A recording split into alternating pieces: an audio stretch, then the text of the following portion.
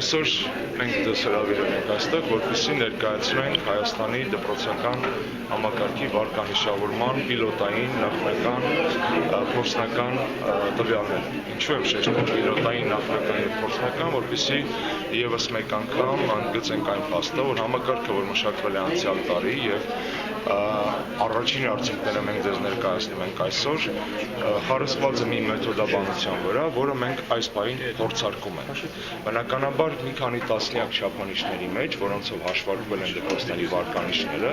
վերանայման պարագայում կլինեն չափանիշներ, որոնք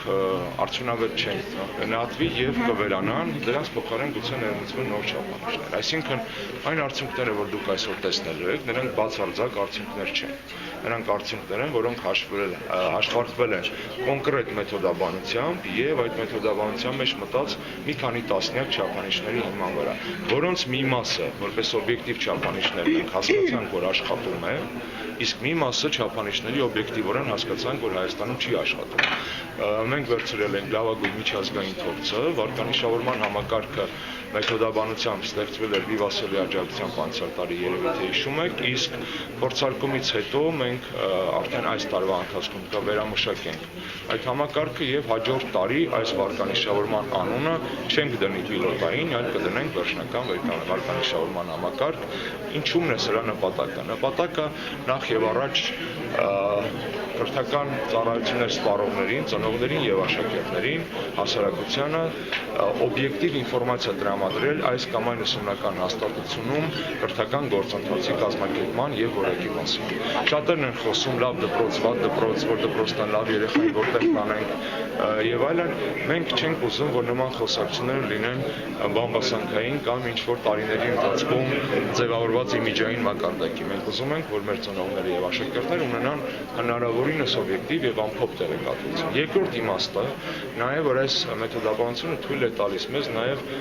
բացահայտել մեր ուժեղ հաստատությունները, ուժեղ կողմերը, միաժամանակ նաև գտնել կամ բացահայտել թույլ դպրոցները, թույլ ուսումնական հաստատությունները և ավելին, մեզ թույլ է տալիս հասկանալ, թե այս կամ այն հաստատությունում ինչ խնդիրներ են առավել ընդգծված, որ բաղադրիչն է կրթական գործընթացի կաղում, որ բաղադրիչն է ուժեղ և այստեղ վատերին պատժելու միտում բացարձակ չկա և չի կարող լինել։ Սա ախտորոշիչ մեթոդ է նաև, հիշենք, որ ես բժիշկ եմ նաև, սա ախտորոշիչ մեթոդ է հասկանալու որտեղ են մեր թույլ կետերը, որտեղ են մեր ուժեղ կետերը, ինչ պետք է անել այս կամ այն ուսումնական հաստատությունում, որպեսզի ավարտեն։ Հայաստանում մի շարք ցուցանիշներ չեն աշխատում, օրինակ համայնքային կյանքում դպրոցի ներգրավվածությունը, ինչ շատ կարևոր ցուցանիշ է, հատկապես արևմտյան կրթական համակարգում, թե որքանով է ուսումնական հաստատությունը համայնքային, հանրային իր առաքելությամբ։ Մեզ մոտ ցավոք սրտի դեռևս այդ մշակույթը ավանդույթը ձևավորված չէ և այդ չափանիշը, ինչպես նաև մի շարք այլ չափանիշներ չեն աշխատում օբյեկտիվորեն։ Մենք այս ներկայացումից հետո բնականաբար մի շարք քննարկումներ և վերանայումներ կանենք, որից հետո 15 թվականին հրապարակվելիք վարկանիշը կներկայացնենք ձեզ արդեն որպես վերջնական պրոդուկտ։ Ես մեծ հույս ունեմ, որ և այս վարկանիշավորման համակարգը և բուհերի վարկանիշավորման համակարգը, որ մենք ծրագրում ենք ձեզ ներկայացնել հաջորդ շաբաթ, մոտ ապագայում կանցնեն հանրային սեփականության ձեռքը, չեն արվի պետության կողմից այս